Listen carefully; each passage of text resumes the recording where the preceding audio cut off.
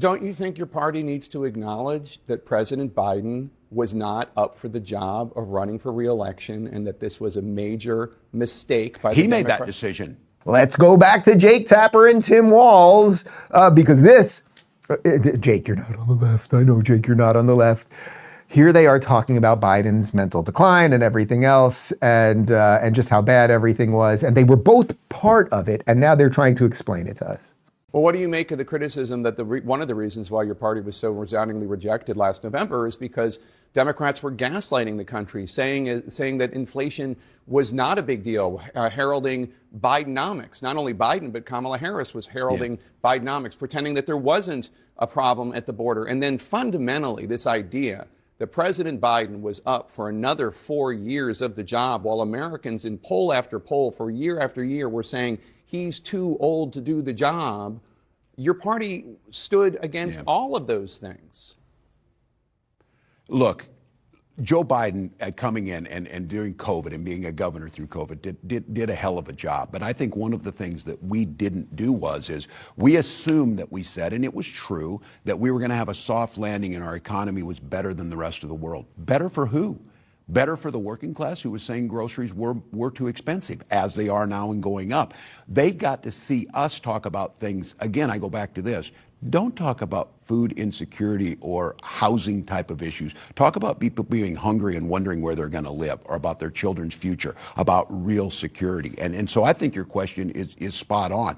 I think we got intellectualized on this. I think the fact of the matter is Joe Biden did soft land the economy. He did usher us through COVID. None of us are saying we should be soft on the border, but we allow a vacuum, and Donald Trump fills it, the 800-pound gorilla, and their narrative starts to stick, and we look weak. We look weak like we don't care. We look like look, Jake, I'm not going to say, we need to do is we need to just arrest people and ship them to El Salvador.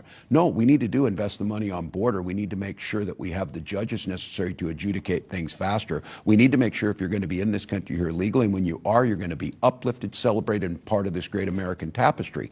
We didn't do that, and then it fills them. They'll find the example that is horrific where you have someone who's not here legally and they commit a crime. That is horrific, but we don't do a good job of telling that. Don't you think your party needs to acknowledge that President Biden was not up for the job of running for re-election and that this was a major mistake by the He made that decision. I know, but you all went along with the idea that he was up for it, and he wasn't. And everybody saw it, and the country rejected it.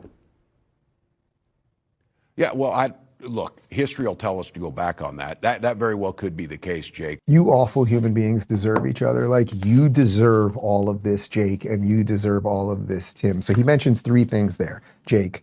Biden economics, which was that we printed a ton of money, right, to help the economy. But of course, what that did was cause inflation to go up, because if you just start printing something magically, supply and demand, Economics 101. So whether you went to Psychology 101, beginning of the show, or Economics 101, you pretty much can understand what's going on here. Then the border, we know, I don't have to explain that any further. And then the cognitive decline, which Jake has the temerity, he has the balls to be, quote unquote, writing, I know he didn't write it, to write a book about the very thing that he was hiding. Jake, did you say anything about how bad Bidenomics were for the years of Biden? Did you say anything about the border? And did you say anything about the cognitive decline? Why did I? But you didn't. So you're in it. Now you're trying to blame Tim Walz. Tim Walz, why didn't you do a better job with these things? Because he had people like you running cover for him. That's why. 1775 and Rumble just teamed up to launch their first ever anti-aging coffee, and it's almost gone. They dropped 1,000 longevity bundles, and after blowing through most of them, they extended the sale and added a couple more. But this is the final push, guys. Once they're gone for good. For just $99, you're getting over $250 in value, including 2 bags of longevity coffee, an ultra rare peaberry roast, and exclusive 1775 merch you won't find anywhere else.